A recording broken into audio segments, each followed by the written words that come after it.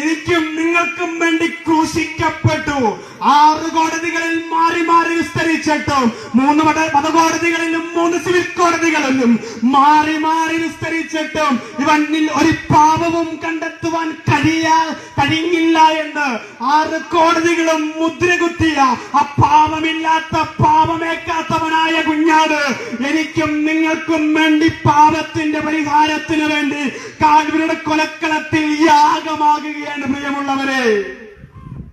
അങ്ങനെ കാൽവരിയുടെ കൊലക്കളത്തിലേക്ക് തകരപ്പെട്ടവനായി, ഉടയപ്പെട്ടവനായി, തലയിൽ മുൾക്കിരീടം അടിച്ചടക്കപ്പെട്ടവനായി, ശരീരം മുഴവുചാലുകൾ പോലെ കീറപ്പെട്ടവനായി, ചാട്ടവാറടിയേറ്റവനായി കാൽവരിയുടെ കൊലക്കളത്തിലേക്ക് എന്റെ കർത്താവായ യേശുക്രിസ്തു നടന്നു നീങ്ങിപ്പോയി.